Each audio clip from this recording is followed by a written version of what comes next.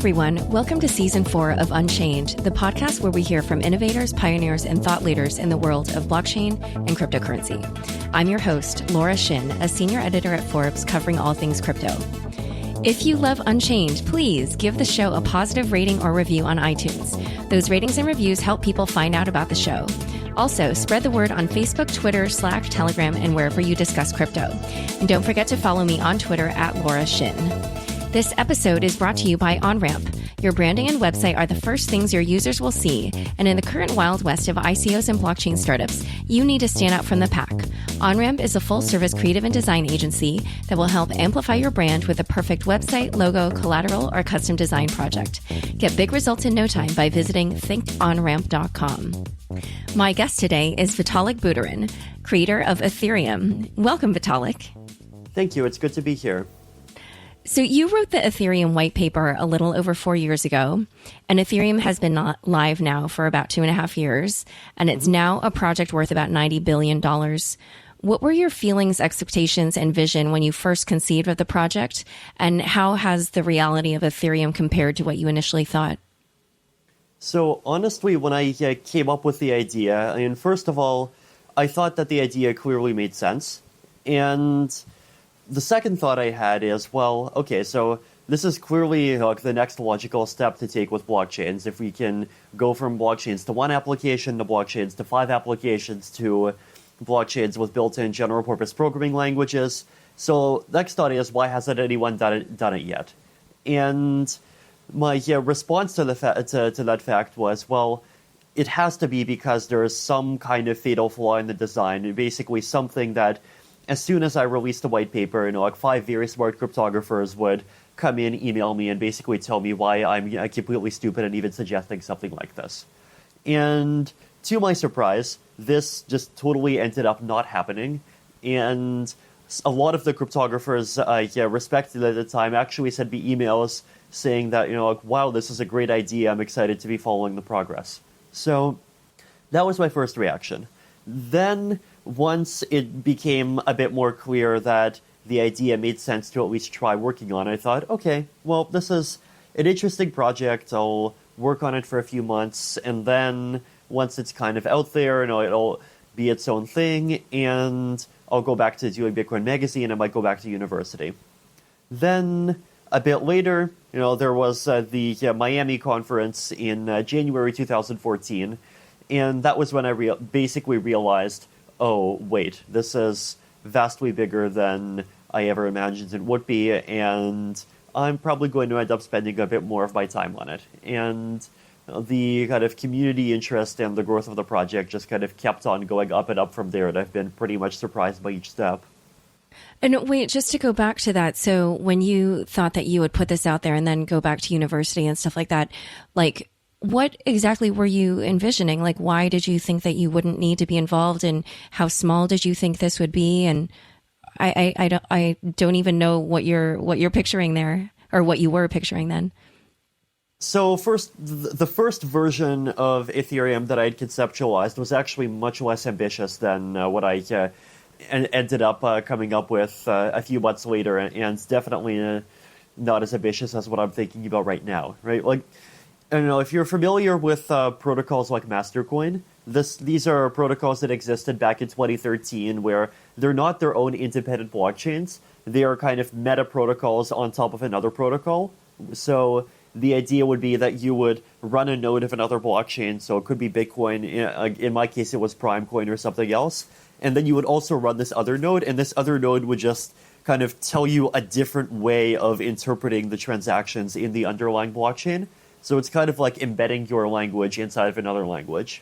And the reason why I did this originally is that I thought that this would be something that would be worked on mainly by myself and possibly a couple of other people, and I wanted to be just kind of as limited and simple as possible.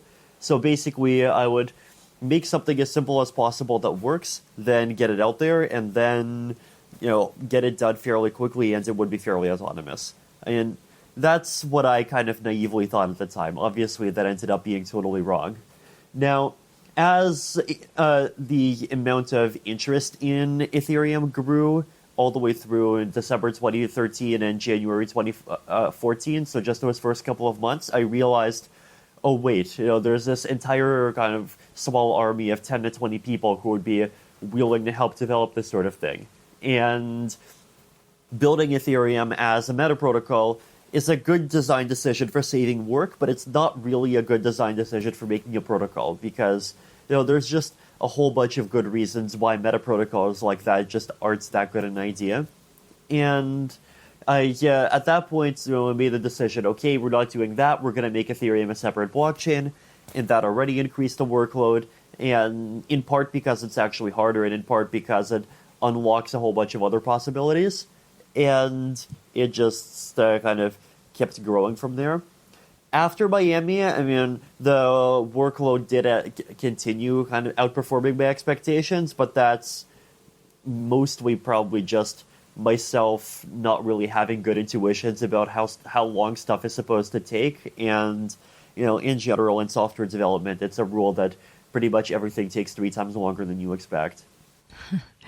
And so we were saying that Ethereum has continued to surprise you as you've gone along, and it's turned out much different from your expectations. So what are some of the other ways that it's differed as you've gone along? I mean, this is now, 4 years ago that you're talking about, so I'm sure your vision of what it would be and how it's turned out has been quite different over this time period.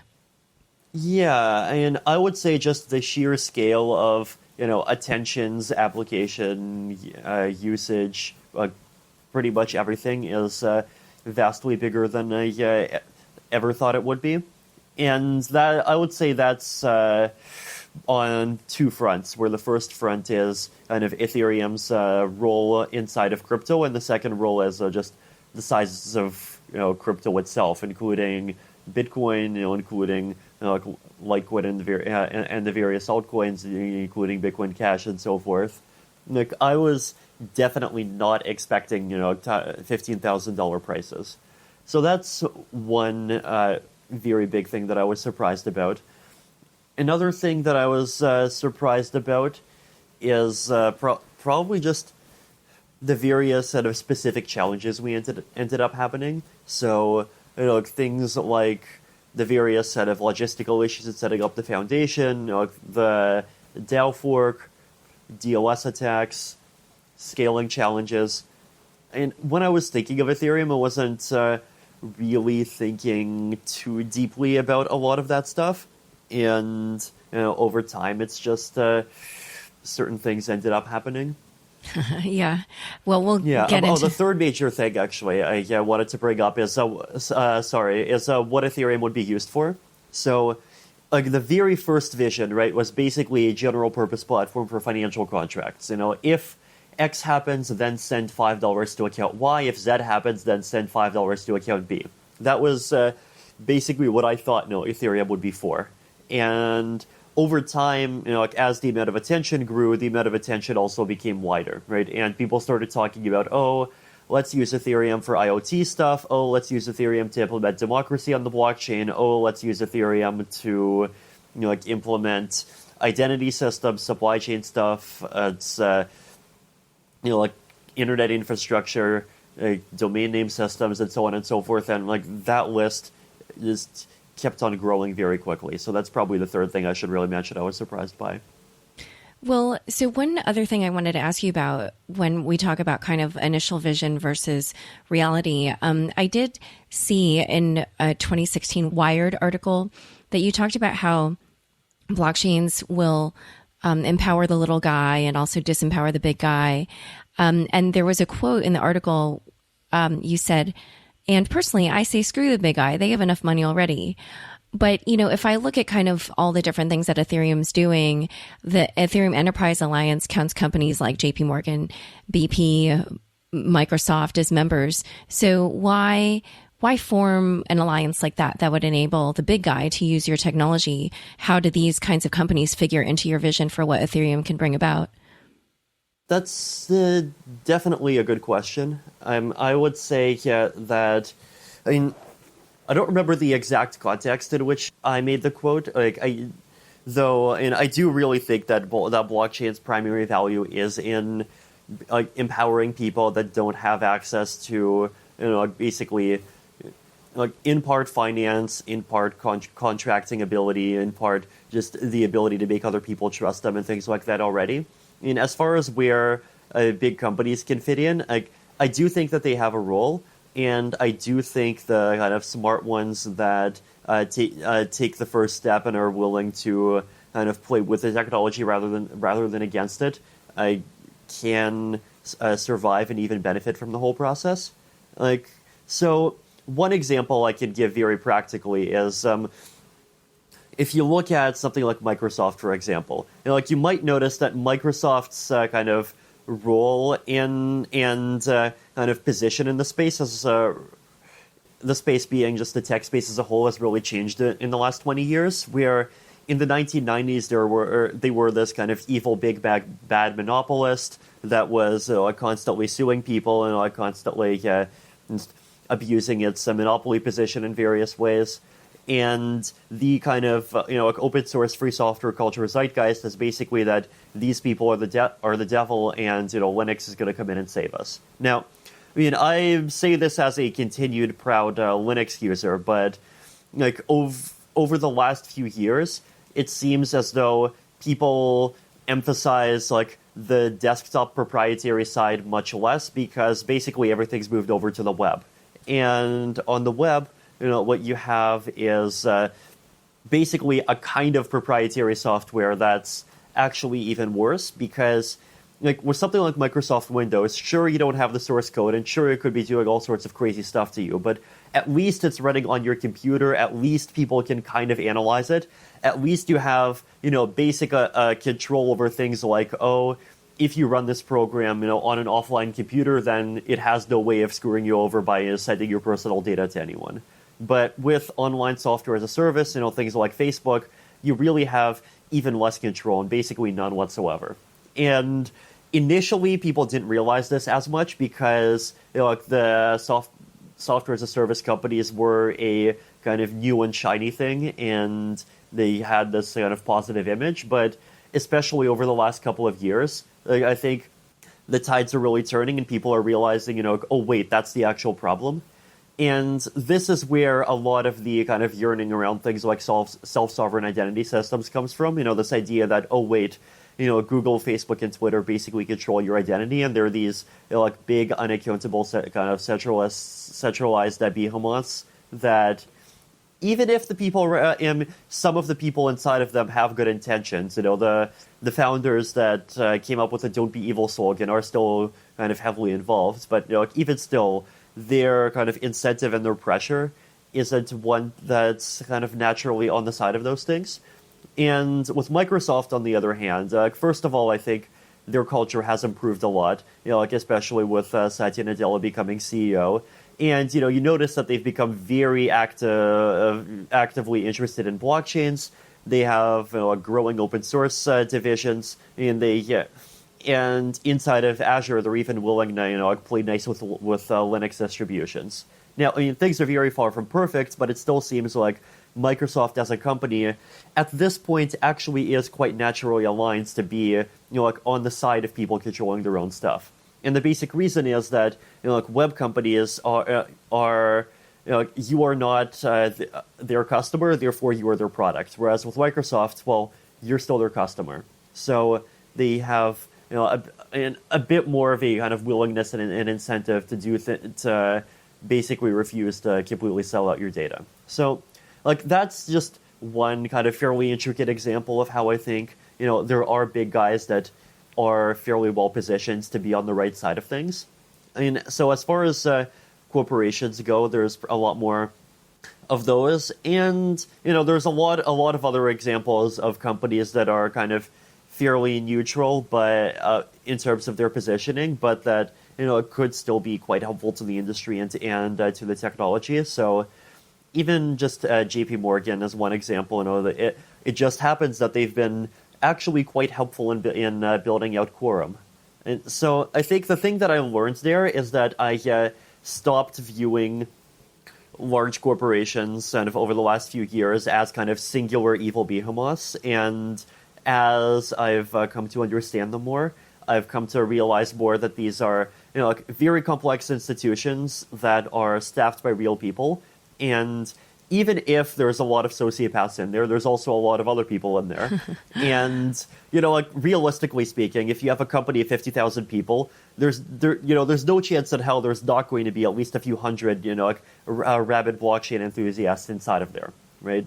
And, that's part of why you have, JPMorgan actively contributing to Quorum, all of these, even oil companies having internal blockchain projects, Microsoft, in part doing a lot of things and so forth. Though, in the Microsoft case, I do really think that the excitement about Ethereum and blockchain really does go pretty high up to the top. So that's there. As far as governments go, that's definitely a kind of interesting and multifaceted story, because they are, on the one hand, people that could that have the ability to, regulate the technology, and even though it's theoretically meant to resist their censorship, they're practically speaking, I think right now the industry is really benefiting from kind of quite a bit of lenience on their side over top of anything that we expected 3 to 5 years ago, and I think that maintaining that is as much as possible is good, and also there are people in these governments that do want to be active users of the technology. So, when I visited Taiwan a few weeks ago, for example, there's a politician who, or a member of parliament, I think, Jason Shu, who visited the meetups, and he seemed excited about the possibilities of just using blockchains to improve their democratic political system. So these things exist. Well, I was going to ask you, here in the U.S., Vladimir Putin doesn't have the best reputation, and I wanted to ask why you met with him. So do you also kind of count him in the same bucket as what you were just describing, or why did you meet with him? And I think the meeting with him in particular was probably a bit overhyped, because it was basically we ended up talking for maybe 1 or 2 minutes. And I met him, and I got to kind of see his personality a bit, and let him know that Ethereum and blockchain technologies and so forth exist, and and what we're up to. And he's like, okay, great, people are building Russian people are building cool tech to improve the economy. And I think that inside of the Russian government in particular, and there are kind of people, lower down who are more interested, and there are people lower down who are less interested. So, one of the kind of champions of the space, for example, is the more active ones is Herman Greff from Sberbank. And if you look him up, he actually probably has, at least in the U.S., one of the highest reputations out of people in the kind of top-level Russian establishment. I think he might have even been involved in getting Russia into the WTO about 15 years ago, if I remember correctly. So it's, once again, the sort of place that, on the one hand, Russia has great tech talent, and it does have all of the people who are really kind of thirsty for positive change. And on the other hand, there's the side that starts stupid wars in Ukraine. So you have to kind of take one side without hope the other side doesn't do too much damage. I guess the reason why I'm involved is in part is basically just I think we do have a large community there, and there's also just the angle that with myself being a Russian citizen, I just have the practical ability to have these people listen to me more and accept the ideas more. So I figure, if that exists, then it's still positive to try to take advantage of it and push things in a good direction. Okay. Well, speaking of pushing things in a good direction, you recently tweeted about how the market cap of all cryptos had reached more than $500 billion. And I think now it's around 700 million or billion. But then you said, I don't know if the company's earned it. And you gave some examples of, for instance, you were wondering how many unbanked people have been banked or how many Venezuelans were protected from hyperinflation. And, here on the other hand, when we look at the actual things people are using crypto for, it's things like initial coin offerings and crypto kitties. So how do you think we will get from these particular applications of crypto that, basically benefit the already privileged to the world changing ones that you kind of idealized in your tweets? Yeah, so first of all, I definitely will say that if I was worried at 500 billion, at 740 billion, I'm even more worried. I'd say that a large part of it is that right now there is a lot of expectation that stuff will be built. And there are people who are building stuff. There's that UN World Food Program that I keep talking about. There is that various identity projects. There's various stuff in all these various different countries. There's some of those things are private blockchains, though, right? They're not. Are they public? Yeah. Oh, okay. So a lot are, but one of the key reasons why a lot of it's going private is because public blockchain scalability is total crap, and basically there's a lot of stuff that's being built and a lot of stuff that people wants to build, but it's really because of the technical obstacles that they can't do it at this point. And so does that mean that you think? I'm sorry. So does that mean that you think some of these things will actually flourish more on private blockchains, or do you think it's just happening for now? Yeah, so I think in the short term, a lot of these things will definitely flourish more in private blockchains. In the medium term, I really hope that we can make public blockchain scalability be good enough that even the kind of naturally private chainy and institution-y side just ends up being moved onto public blockchains or public blockchain based layer 2s just because the scalability is good enough, and why not? So one example of this is there is this technology called Plasma that I'm sure you've heard a lot about that Joseph Poon came up with a few months ago, and this basically allows you to kind of have what the Bitcoin people were promising back in 2013, which is kind of private chains anchored into a public chain, but where in the case of Plasma, the anchoring actually is meaningful, and there's a good kind of mathematical understanding of what the anchoring is, which basically is that if you have one coin inside the Plasma chain, then even if the Plasma chain totally breaks, then you can use that to recover one coin inside the public chain. And so coins in the Plasma chain are kind of actually equal to coins in the public chain without transactions in the Plasma chain taking up actual public chain space. And so I came up with something a few days ago that I call minimal viable Plasma, which is basically a way to take that protocol and maybe simplify it by a factor of 5 and still keep the basic properties. And this is something that I actually think will be developed very quickly, and I really hope that a lot of these kind of institutional token projects can just quickly spin up and basically start using it. So if that happens, right, then I think we'll have something really interesting, because even just that as a product basically means that you have a system that can be used for issuing just tokens at enterprise scale, whether it's companies, whether it's governments, whether it's random individuals, whatever, whether it's chat applications, without or while paying very low public chain transaction fees. So the public chain transaction fees would be pretty much negligible compared to the software development work.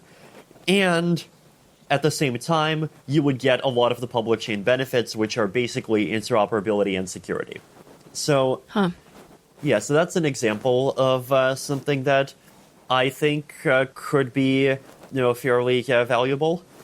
And wait, so just so I understand, actually, in what you're describing, it sounds like you think the way we're going to get to these world-changing applications of blockchain is by having these institutions that already provide many of those types of services, like the World Economic Forum or, other institutions like that, having them implement programs on blockchains. Is that how you think we'll get there?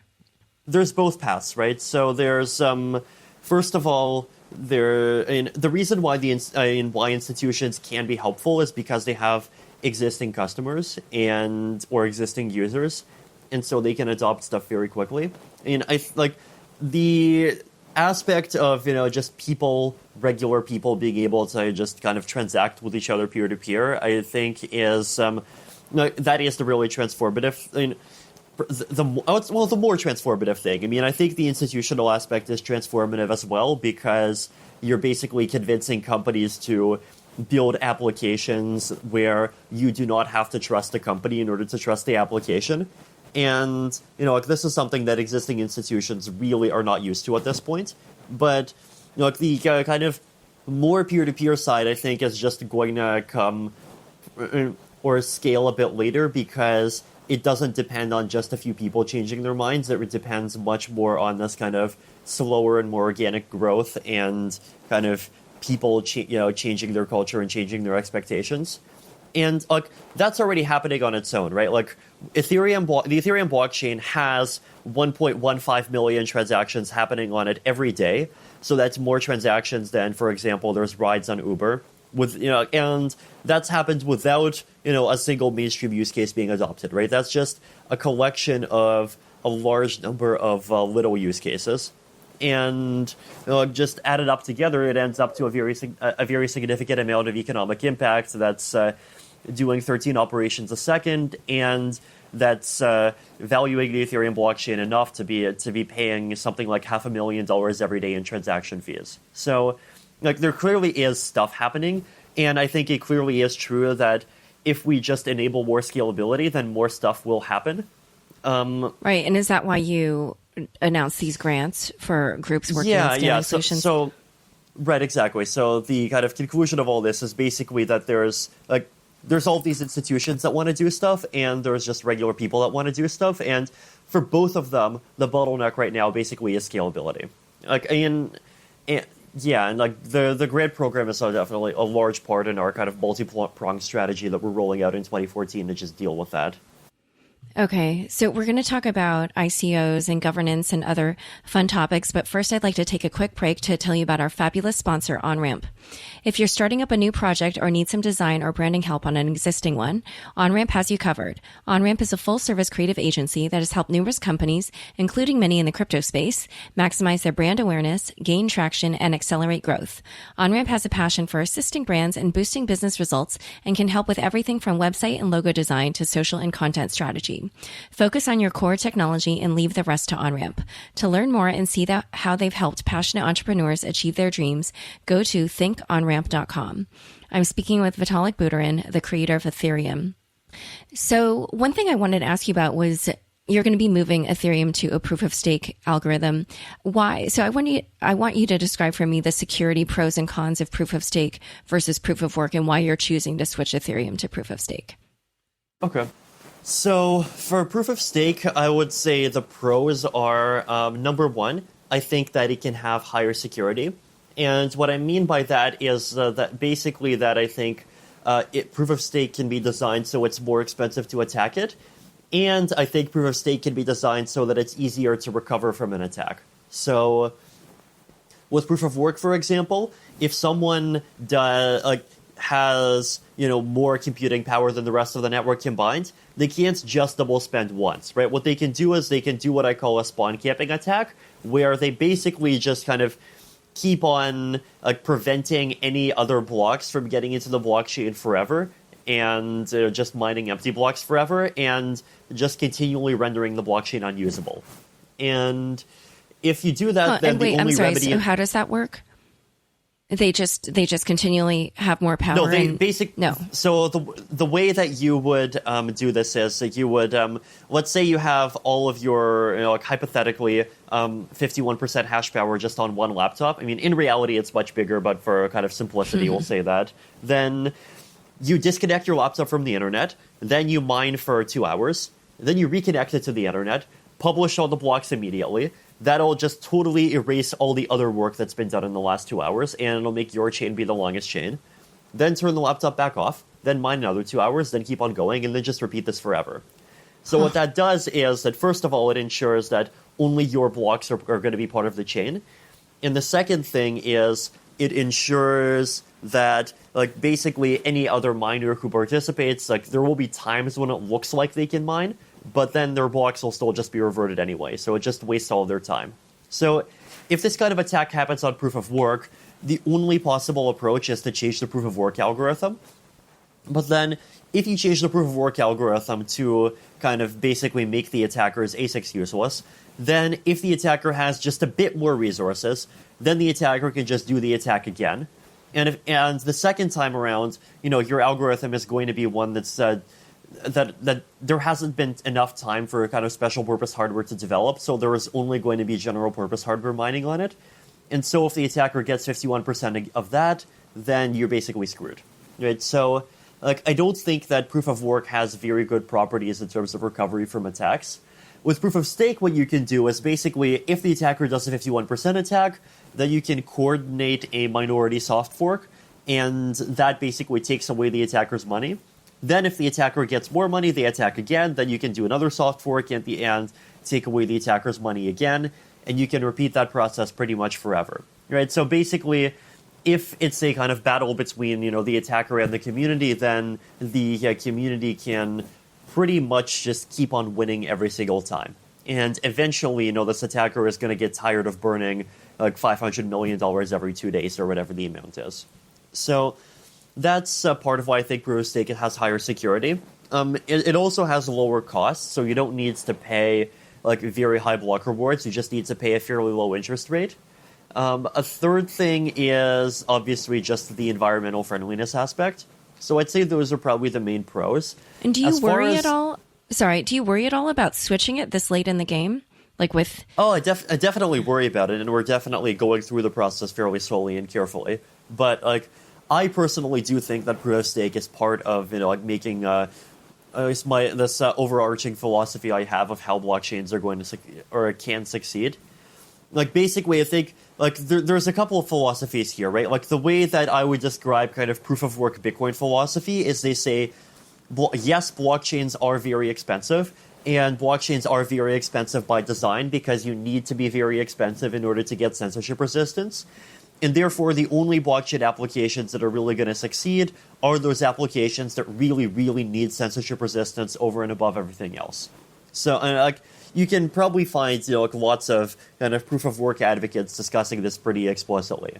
My philosophy that focuses on proof of stake and scalability with sharding is that if you make blockchains that just focus on the really censorship resistance requiring stuff, then first of all, the establishment is going to make your life very, very hard, and even if you theoretically, technologically can win against them, practically speaking, that's their interference is still going to be very successful at basically cutting down your potential user base by a factor of 10. So it's you can't just kind of sail directly against the wind and say, rah, we're going to be, very just proudly opposing anyone who tries to stop us, and we're just going to say technologically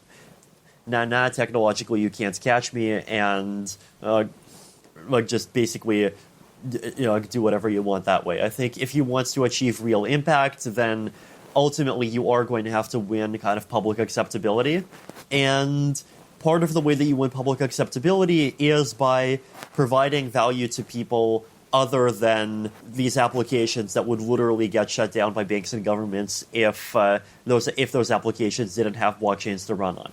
Now, then the next part of that theory is that, therefore, blockchains absolutely need to have applications where, even though they benefit from blockchains, they benefit from blockchains a medium amount, right? So they don't benefit from blockchains enough to justify, $10 billion a year of proof of work mining and $23 transaction fees or whatever it is that Bitcoin has today. So basically, you need the cost of consensus to be much lower, and you need the cost per transaction to be much lower.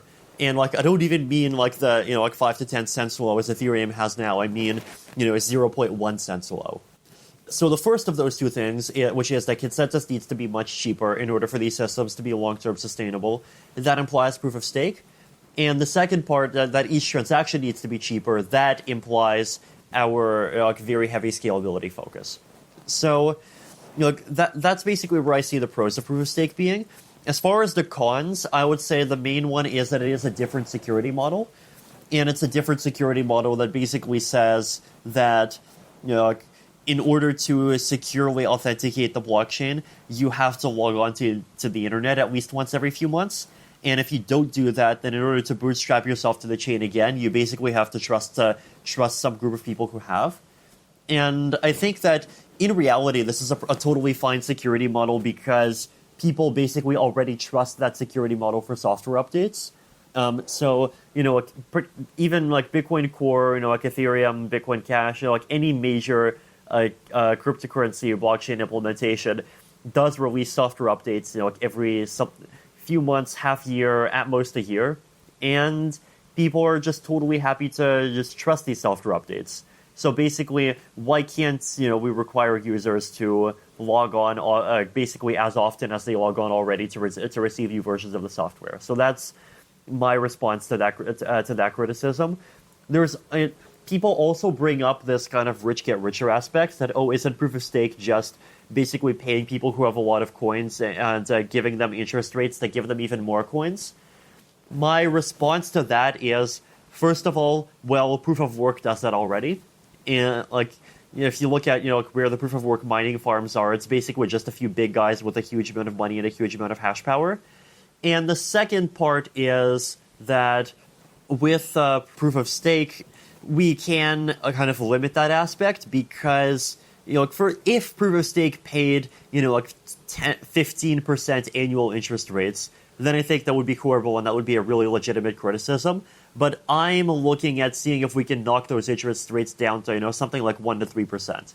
And if they're at that level, then that's basically less than the difference between what stocks and bonds pay. So it's not nearly as large a contribution to the kind of undesirable kinds of inequality that people are worried about. So that's probably how I'd address that argument. I mean, there are a lot of other various fine distinctions. I think one of the nice things about proof of work is that it's simple to implement, and so that it has easy Litecoin protocols. I do think that's actually a genuine advantage of proof of work. So there are genuine weaknesses where the only thing I can say for proof of stake is just suck it up and deal with it because the benefits are much larger. But in general, I do believe that the benefits are much larger than the costs. Interesting. I think what's interesting to me is just to hear you describe all this. It sounds like your vision is maybe a little bit more pragmatic, whereas some of the rhetoric I maybe hear from some of the other blockchains, or at least from people such as Bitcoin maximalists or something, is a little bit more anti-establishment. But you, it sounds like, are having kind of a more pragmatic, user-friendly focus, and just having a vision of a large swath of society, whether it's institutions and wealthy people, as well as kind of the little guy that we talked about at the beginning, using the blockchain. So actually, to move to a slightly different topic, you have all these new competitor smart contract networks that are popping up, such as Dfinity, Tezos, Cardano, Polkadot, EOS, and several of them aim to solve problems that the Ethereum network is currently dealing with in terms of scaling, governance, lack of formal verification in smart contracts, which, for listeners who don't know, is a way of sort of mathematically proving that the smart contract will run as the programmer intends, which was an issue in the DAO. So how much of a threat do you believe that these other platforms pose to Ethereum? I think that they're definitely going to get some adoption, though I do think that a lot of them are targeting somewhat different properties than what Ethereum does.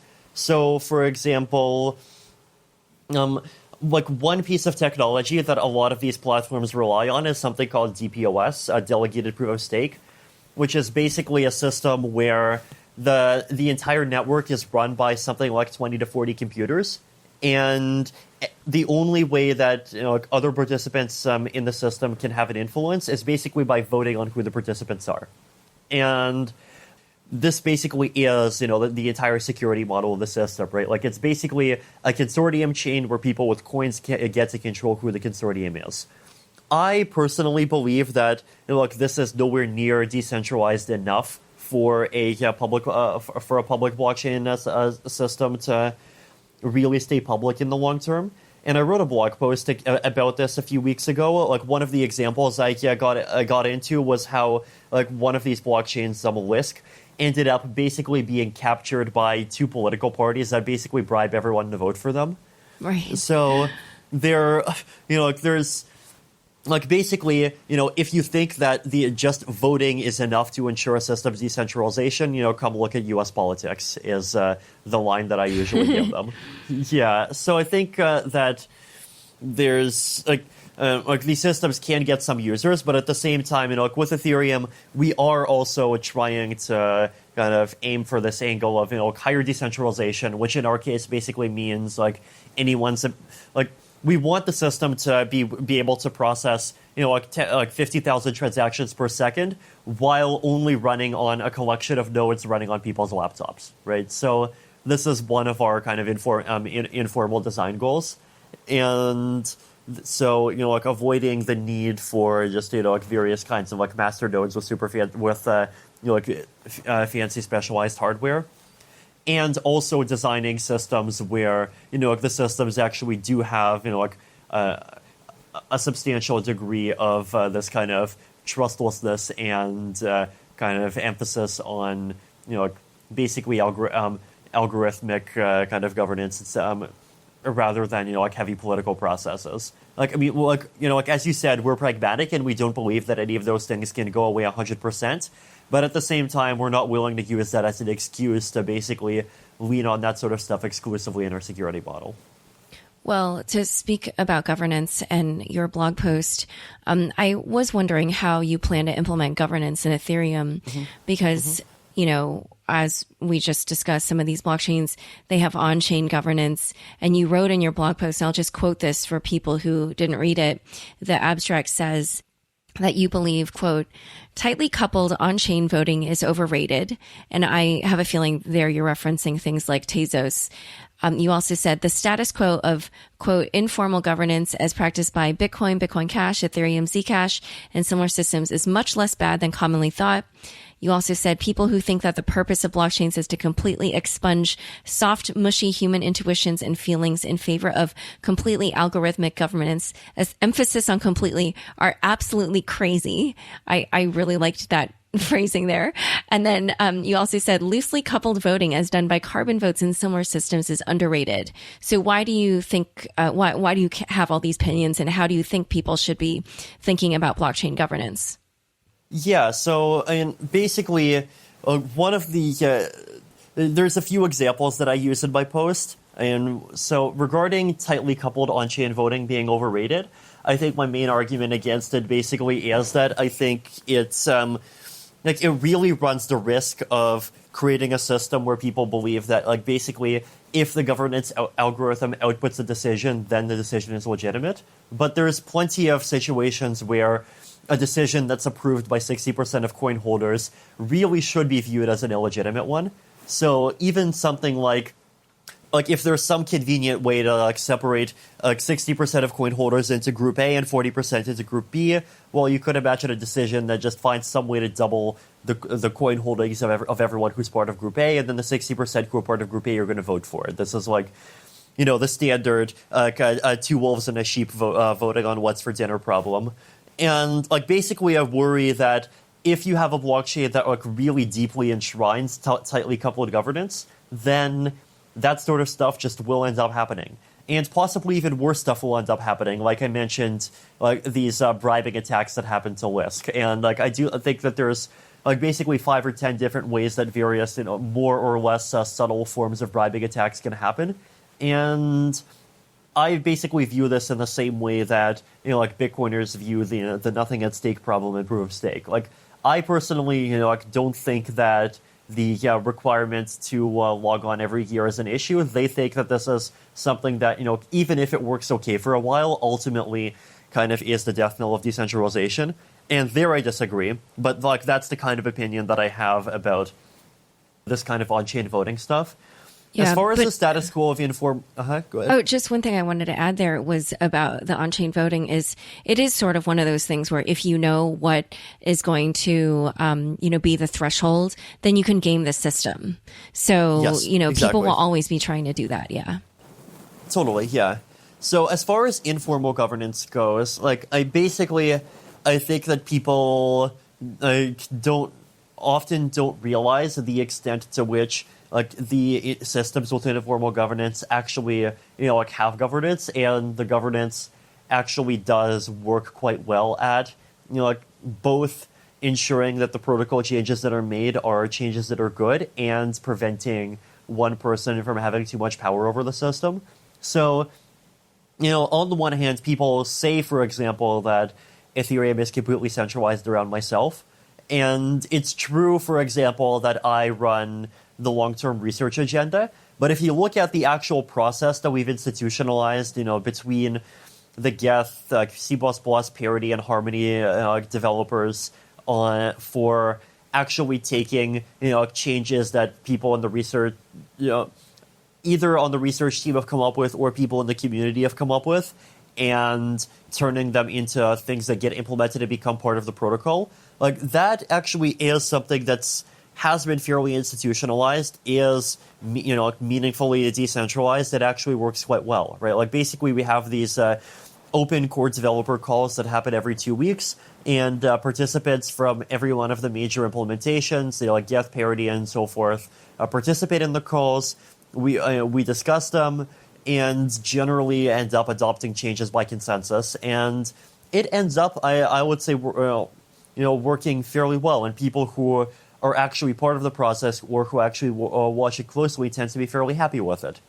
But this is something I was going to ask you about, because I do see this criticism of how Ethereum is governed, and sometimes it's people just saying, "Oh, Vitalik's a benevolent dictator," but then other people saying, "Oh, he's a single point of failure for Ethereum." Do you think that you are? And for instance, you did say on Twitter the other day, "Oh, if things continue in this immature fashion, I'm going to leave." Let's say you just really did decide to leave, and you were so angry you didn't put any succession, process in place. What would happen then? So first of all, I want to correct the record on a small thing, which is I didn't say that I will leave if things continue being immature. I said that I will leave if price memes and people being immature continue to be the only thing that gets accomplished. Right? So okay. there's a really key difference in between those two that people didn't capture. Right.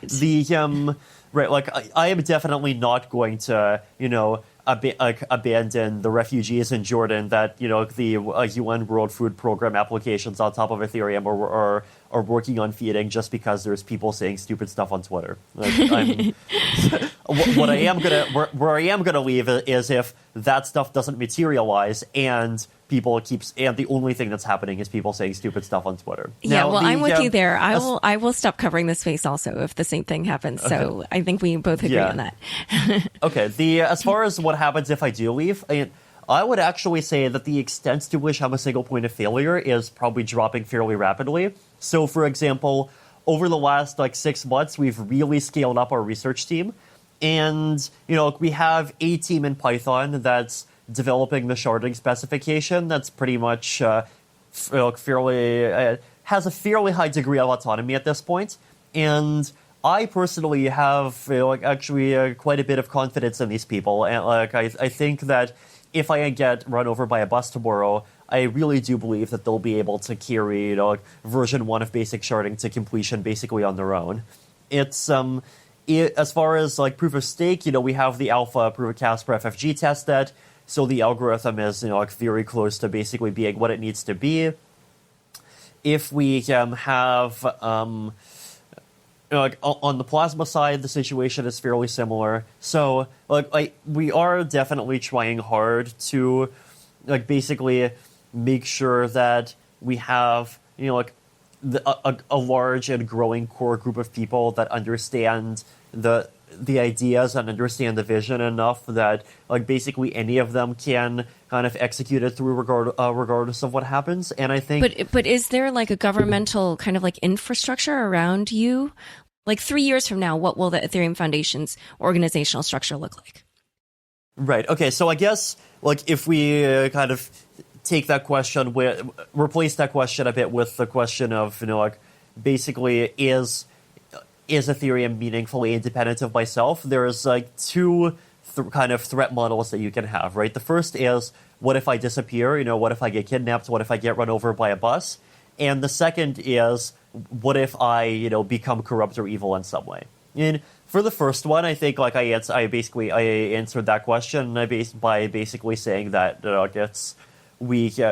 research team is growing, we're rapidly adding smart people, and this is basically the only way to really solve the problem. As far as solving the second issue goes, I think that part of that is going to resolve itself over time, because as these the research and development teams grow, they're going to inevitably start having their own opinions that they contribute to discussions, and it will get harder for any one person to force things through. And the second thing that I mentioned is that even if the research agenda is still run by this kind of very informal process that's still between a few people, like myself, Vlad, like Carl, and a few other developers. It's the part of the agenda that actually decides what changes get implemented into the Ethereum protocols. That part, I think, is really meaningfully decentralized already, and probably more decentralized than a lot of other blockchain projects. As far as the Ethereum Foundation goes, and that's something that we have been working on, and we do want to kind of give better governance to the Ethereum Foundation already, though that's only one of two tracks, right? The second of two tracks is making sure that Ethereum can kind of grow and prosper even independently of the Ethereum Foundation if necessary. So, like, for example, the Ethereum Enterprise Alliance being a separate organization is part of that vision of kind of decentralizing the ecosystem a bit. There's also going to be other kind of what I would informally call sister organizations to the Ethereum Foundation that I think are some of which are already being kind of quietly developed, and you can probably look forward to announcements fairly soon. There's so that's part of it. And another part is that Ethereum is fairly unique in that we have this large number of full client implementations. So Geth, Parity, Harmony, C++, Python, and so forth. And that was a deliberate strategy to ensure decentralization of the development layer, right? Because basically there isn't one repo that controls the entire project. There isn't one core dev team that controls the entire project. And, if the Go Ethereum team becomes evil, then we have Parity. If the Parity team becomes evil, then we have Go. If both become evil, then we could put some more resources into Harmony, and people can switch to that. So I think the actual kind of implementation and release side of the cycle really does have this kind of meaningful decentralization that people are looking for already. And part of the reason why we spun up this grant program in the foundation is to help support that. Though I do agree that governance of the foundation itself is something that can also improve a lot. Okay. So I want to go back to what we were talking about earlier in the conversation about how Ethereum is actually being used and how that, maybe had differed from what you imagined.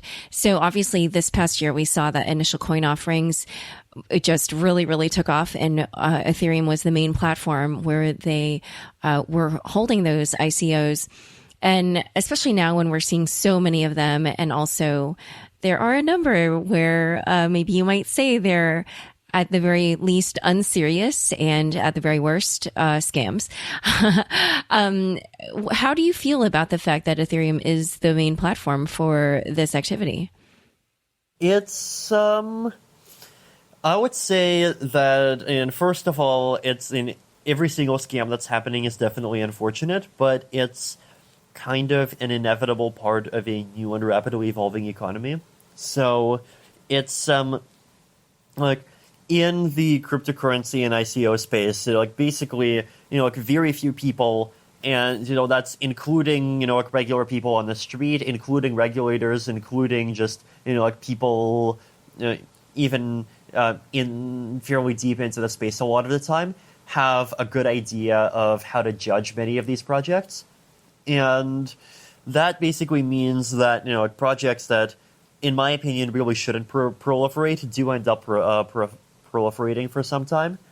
And I think that up until now, I definitely don't think that scams are the majority of projects that are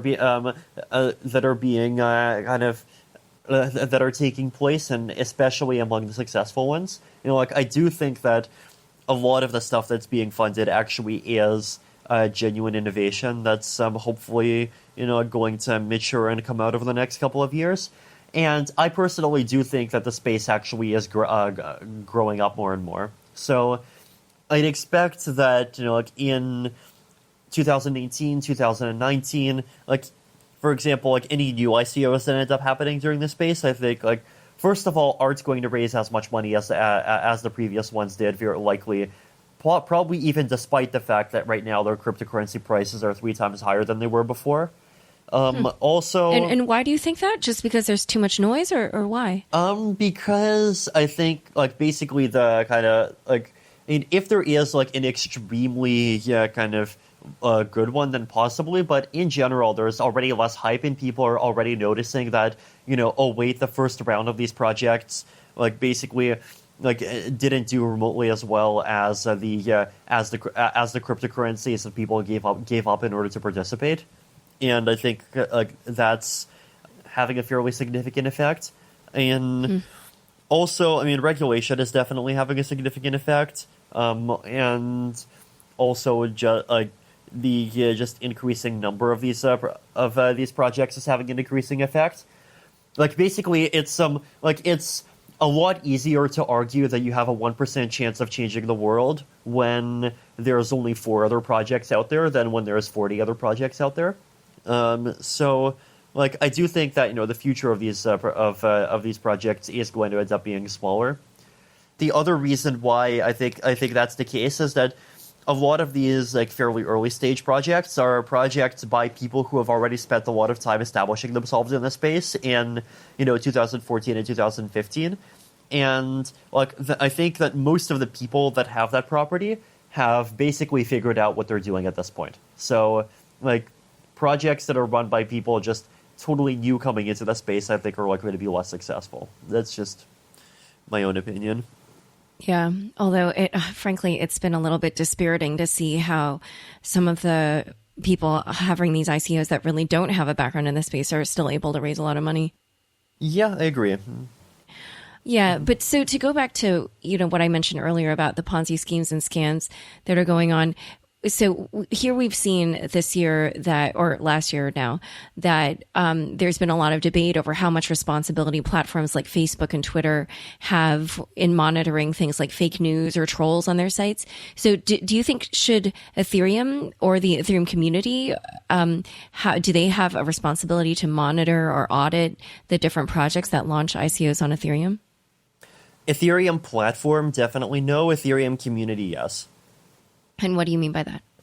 I mean, if the Ethereum platform itself starts kind of actively policing what applications are built on it, then, that basically kills the whole idea of censorship resistance, way more than anything that happened to the DAO did.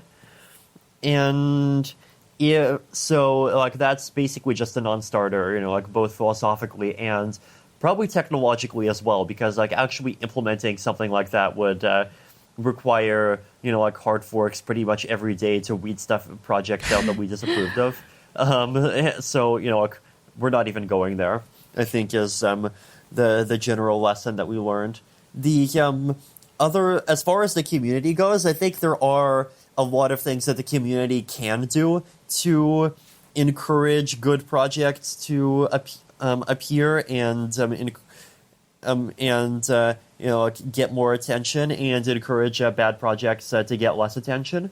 So one, I think, key example of this just is, what kinds of things do people at the top say, right? So, do people at the top go around pumping every single ICO under the sky? Do they talk about, how, buying whatever cryptocurrency is going to make them super rich? Or, do they emphasize other things? There's even just the culture of people who participate on the subreddits. So, it's what gets upvoted on the Ethereum subreddit, what gets downvoted. What do people talk about at conferences? What are people allowed to talk about at conferences? What do conference organizers emphasize? What do the people who end up going to conferences choose to talk about? So I think there's a lot of these kind of smaller social decisions that really can kind of basically be the deciding factor between whether projects that are less reputable and probably even outright scamming ends up succeeding, or whether they just end up being like completely ostracized and kicked out. And like in general, I do think that the Ethereum community has been doing a reasonable job on a lot of that. So like for example, if you look at most cryptocurrency subreddits, like you basically see a lot of like just like, oh, cryptocurrency is going to X is going to the moon. Everyone, like buy, hodl. You're a fool for selling. Like yay, like invest more of your all of your life savings, take out a loan and invest more and things like that. But like if you look at the Ethereum subreddit, that just doesn't happen at all, right? Like that's like there is kind of our ETH Trader, which is this kind of sandbox in a corner where a lot of that stuff gets pushed to, but that's like one step removed from our Ethereum, which tends to like actually be focused on technical discussion, and that's I think something that a community decision that we're fairly proud of, and that I think has been quite successful. So that's one example of a thing that can be done. And one other thing that I wanted to ask you about was you've written about the difficulties with having ICOs in terms of kind of, ensuring a wide distribution, but then also ensuring that people can participate or that they can get in at the valuation that they think is reasonable. So you wrote about interactive coin offerings. What are those and what problems are they solving for ICOs? So what problems is interactive coin offering solving for ICOs? Sure. Yeah. So I think the idea is, right, that there's two kinds of ICOs. There's a capped ICO and an uncapped ICO. And in a capped sale, the main challenge basically is, what happens if the sale ends in 1 minute, and like basically whoever is the best at sending the transaction in first wins. And I think that's an approach that's just incredibly unfair. It's incredibly inefficient, and the long-run equilibrium, I think, is basically that miners are gonna always be the ones that get in ahead. The other kind of sale is an uncapped one, and in an uncapped sale, that's also bad because people just have no certainty about what the valuation is that they're participating at. So the kind of compromise between the two is these kind of dynamic cap or kind of interactive models where people can basically in an interactive ICO send in like ETH into a smart contract. Then when they send ETH, they also have to specify what is the maximum valuation they're willing to participate at. And as soon as you have X dollars worth of people that are willing to participate at valuation X, like basically that is the valuation, and people who are okay with that valuation can basically the contract accepts them, and they end up participating. And people who specify that they wanted a lower valuation, their coins end up getting refunded. So the idea is that the contract just basically calculates what the supply-demand intersection is, and this accepts everyone who was okay with a higher price, and doesn't accept people who wanted a lower price. So with that kind of model, I think that we can solve at least some of both models of both problems from both sides. Now, that's one of my ICO ideas. I also have other ICO ideas that are interesting. So, I talk a lot about what I call the DAICO. So this is a decentralized autonomous interactive coin offering / organization. And the idea here is basically it's like a mini special purpose DAO where people throw their money in, but then instead of the money immediately going to the team, the money goes into a DAO. And at that point, all of the people who participated, or all of the token holders, have to vote on basically what is the amount that the team can spend per month. So basically the voting mechanism has two levers that it can press. The first lever that it can press is give the team more money. And the second lever that it can press, or give the team more money in the sense of increase the amounts that the team can get per month. And the second lever that it can get, or that it can press, is basically decide that the team sucks, the project isn't going well, and they want to have all the money be refunded. So basically people can vote on kind of pressing this kind of nuclear button that just basically ends the project. So the idea there is basically that you have a mechanism where the team only has certainty that if they continue performing reasonably, then they are going to have an ongoing budget.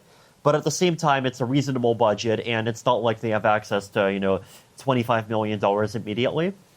And at the same time, there's this kind of ongoing accountability to the people that participated in the sale. So this is just another example of how smart contracts can help in reducing some or solving some of the issues with existing ICOs. So it's basically incorporating some DAO elements, but also not going all the way into a DAO, because it's still designed around one project. And the benefit that you get out of that is that it basically makes a lot of the game theoretic issues much simpler. Oh, I really like that. I actually hadn't heard that one before, and I really like how it solves yet another trust issue with the ICO space, where you might think that a project sounds really good, but if you put your money in, there's no guarantee that the developers, they could have just painted some lovely picture, but then have no real intention to actually carry it through. So I wanted to actually ask you, what types of blockchain applications do you think will be the first mainstream breakout we'll see, with wide adoption? Well, CryptoKitties has clearly already had a breakout. But I mean really mainstream. I don't know if that's quite big enough. It's right. I think it's it's going to happen in stages, right? So I think there's stuff that a lot of the stuff that's happening right now, I think has a chance of really breaking out into the mainstream, but basically usability has to go up and transaction fees have to go down. So if those two issues are solved, then things like cryptocurrency payments, things like cryptocurrency or CryptoKitties, things like ENS, things like various games on the blockchain. Why CryptoKitties? When you say things like CryptoKitties, what is it about that you think will take off? So I actually think that the idea of digital collectibles is a totally fine idea, and it seems to be something that it's gotten my non-technical family members using Ethereum dApps for the first time. And when you see that, then you realize you have something that actually has mass market potential. I mean, now granted, it's not a kind of feed the poor, bring world peace, save the world sort of thing, but at the same time, it is something real. It is something that gets people excited, and it is something that I think that I do think is a great example of something that kind of benefits from the blockchain to a moderate extent, right? Because it's not the sort of thing that would get literally shut down by governments if it was on a centralized server, but at the same time, the idea of a collectible just really does just become more interesting if it's not dependent on a single company for its ongoing existence. So it's that's just one reason why I think it's an interesting kind of example to look as an example of a paradigm. And what do you think would be the first type of blockchain application that would go mainstream but also provide a social good? I mean, cryptocurrency payments and remittances and things like that, I think, are starting to be useful already. I think that some of the identity stuff, I think, is going to get out fairly soon.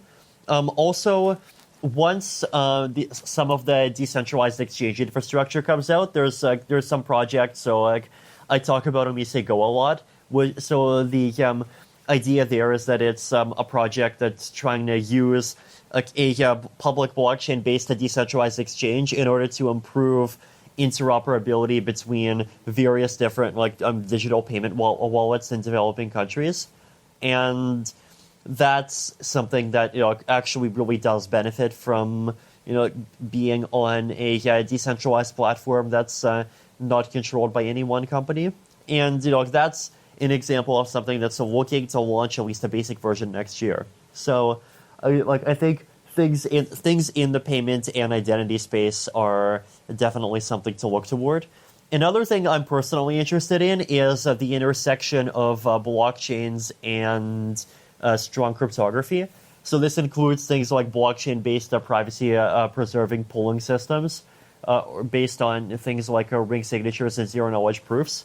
And like I'm actually thinking of even right now trying to like look for applications that would be like willing to be the first to benefit from that sort of thing. Yeah, well, I was going to ask you that. So Ethereum is going to add privacy, but so why do you think it's important to add that when we already have privacy coins like Zcash, Monero, and Dash? So like Zcash, Monero, and Dash add privacy to money. Ethereum's advanced cryptography experiments can add privacy to all the other applications other than money. Okay. Yeah, so just like examples that include things like as I mentioned, privacy preserving polling systems on the blockchain, privacy preserving smart contract systems, and privacy preserving digital identity layers. So basically, like if you think about the original pitch of Ethereum is like, oh, Bitcoin does money, Namecoin does domain names, Ethereum does everything.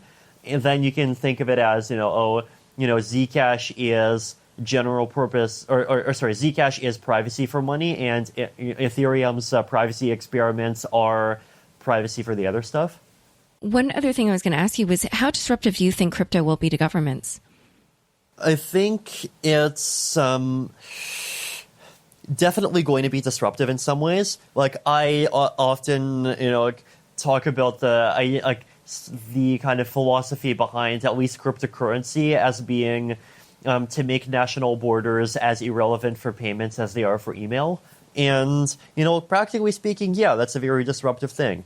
Though, and I do think that, governments are going to have to change a lot of the ways in which they think about things that they think about right now. Though, I mean, especially with the internet and sharing economy applications, I think they've had an opportunity to get used to at least part of or the first wave of this sort of thing. And I think blockchains, blockchain-based applications are to some extent going to end up being kind of the second wave of a similar trend. So similar in some ways, but also different in other ways because you don't have the kind of big corporations at the center controlling everything. There's also ways that I think governments can use blockchain technology. So, like, there's a lot of interest that I've had, even for people inside governments, on things like, state-issued cryptocurrencies that would be used inside of governments in order to improve transparency of finance, or improving the security of various kinds of voting systems. Voting systems are something that you have to be very careful when you talk about, because basically if you try to add technology to a voting system, it's very easy to accidentally make things worse. But I'm not even thinking about national elections. I'm even thinking about much smaller stuff. So, the US equivalent would be the petition website that Barack Obama put out, I think, around 5 to 7 years ago. So even kind of lower grade, lower scale things like that are, I think, possibly very good for kind of first targets for blockchainification. What do you worry about? I worry about, first of all, the possibility that the speculative side of cryptocurrencies will continue to kind of grow and succeed without the practical value of cryptocurrencies kind of growing and catching up to compensate. I worry about a lot of the time about the wealth distribution consequences that some of that might have. So basically, where you just have totally random people who happen to have bought a few thousand bitcoins in 2010, and now they basically end up being multimillionaires, and they could be all on their way to becoming billionaires without really having done any work. And I do worry about the kind of effects that'll have on society. And I noticed that there's a lot of people who kind of cheer the wealth redistribution that's coming from cryptocurrency, because they think, it's old money that's being disempowered, and flashy new tech money that's being empowered. But I'm skeptical that people who are involved in cryptocurrency are better people than people who are involved in the banking system. Like, I think if crypto succeeds, it's not because it empowers better people, it's because it empowers better institutions. And, like better incentive structure and better better ways for existing people to interact with each other. I know I used to believe, like if you saw some of the things that I wrote maybe 4 years ago, that like the idea that crypto distributes wealth to what I thought are better people is going to be a large positive social consequence. But after watching just the way that Bitcoin maximalists treat Ethereum, the way that the Bitcoin scaling debate has happened, the way that all of these, like various like scam projects are going, like I've just realized that like no, it's definitely absolutely not true that like crypto people are any better than people anywhere else in the world. And I actually like really do worry about what happens if like wealth transfer to these people and like the resulting kind of super empowerment of these kinds of people ends up being the largest or only social consequence of the blockchain space. I also worry about the possibility that the growth of the amount of interest in the technology will outpace the technology's ability to scale enough to meet the demand. And we have had, probably one of the big stories of 2017 was Bitcoin's transaction fee crisis. And Ethereum's transaction fees are definitely not in crisis mode, but they definitely have started to go up to what I consider uncomfortably high levels. So those, like, basically I do worry about the possibility that those things are not going to be fixed on time. But, we'll see. And it's, I do think that, like, we are starting to and will continue to engage in a very aggressive scaling strategy for 2018 that I hope will end up, delivering very real and massive transaction volume growth, especially through things like Plasma within the scope of this year. And do you have any crypto predictions for 2018?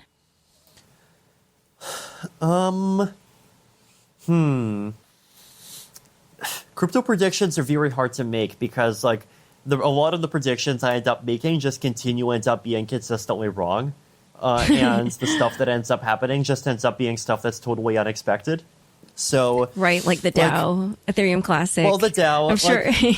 Yeah, the stuff, like if you look at the big stories of 2017, right? Well, okay, I did successfully predict Bitcoin splitting into core and cash. So that's one place where I was successful. I probably did predict Bitcoin dominance continuing to decline. I did not predict that transaction fees would go all the way up to $20. I did not predict. I think they're higher. I think they're like 30 or 40. By the way. Oh yeah, totally. I did. Yeah. Actually, there was this kind of sad moment that I had about a few weeks ago where I just paid something like a $6 transaction fee in order to use Bitcoin to reload my Namecheap account. And that transaction ended up being delayed by a couple of hours. And once I delayed, I basically just said, screw that, I'm using my credit card. And I'm like, okay, well, when cryptocurrency is inferior to credit cards for just simple payments and buying stuff on the internet, I really kind of deeply inside kind of feel and know that the space has, kind of lost its way to some extent. So right. That's, as far as, I definitely did not predict the price increases. I definitely did not predict, a lot of the stuff that's happened outside of the Ethereum space. I definitely did not predict. What do you mean? Like the sheer size and scale of the various ICOs, for example. Oh. So for 2018, I guess my concrete predictions are like, I do think that ICOs are going to be quieter through 2018 than they have been through 2017. I think that Bitcoin dominance is probably going to continue to erode, and the space is going to continue to diversify. I would predict, basically, I think the conversation in the public mind is already, rapidly moving toward, it's not one thing, it's an asset class. And that's something that 2018 has really cemented, and I think that's something that 2018 is going to continue to cement further. I predict that Plasma will be out, and there will be meaningful things running on it. I'd predict, ongoing great progress on the Casper and sharding side. I mean, if it's the case that Casper is not out by 2018, it'll be because we made a strategic decision to prioritize sharding over Casper. So that's something that I think totally could end up happening. Though I do think that proof of stake and scalability are both important. I would predict that, there are going to be more applications that come out, but there's also going to be more kind of, on the institutional side, just kind of fake blockchain applications. So applications that claim to run on a blockchain, but actually aren't meaningfully decentralized in any way. And those exist already, right? There's plenty of, of applications. There's a few I know about in China. I'm sure there's some in other countries where they claim to have a blockchain running for over a year in production, but actually all the servers are run by one company. So I think we'll end up just seeing more of that from, the portion of the institutional space that likes blockchain as a buzzword but really doesn't get it. Well, I will add one prediction that isn't my own, but that I saw both Fred Wilson and Olaf Carlson, we of Polychain Capital, made on TV. And both of them said that they thought that we would see the market cap of Ethereum surpassing that of Bitcoin. So that's out there for listeners. One other thing I would add is also Olaf was on the podcast and he was a fantastic guest. So you should go back and listen to that episode. Vitalik, is there anything I didn't ask you that you want to mention? Anything that, has been floating around your brain that you haven't gotten a chance to talk about? I don't know. I think we've gone through everything. Okay. All right. Well, it's been fantastic having you as a guest. Where can people get in touch with you or see your work? Mm-hmm. Yeah, thank you very much. It was great to be here. Okay. And do you want to give your Twitter or anything like that? Well, Vitalik Buterin, just my name. Okay. Well, thanks for coming on the show. Mm-hmm. Thanks so much for joining today's episode. To learn more about Vitalik and to find previous episodes of the show with other innovators in the blockchain and crypto space, check out my Forbes page, forbes.com/sites/Laura Shin. Also be sure to follow me on Twitter @Laura Shin. New episodes of Unchained come out every other Tuesday. If you haven't already, please rate, review, and subscribe on iTunes or wherever you get your podcasts. If you like this episode, share it with your friends on Facebook, Twitter, or LinkedIn. Unchained is produced by me, Laura Shin, with help from Elaine Zelby and Fractal Recording. Thanks for listening.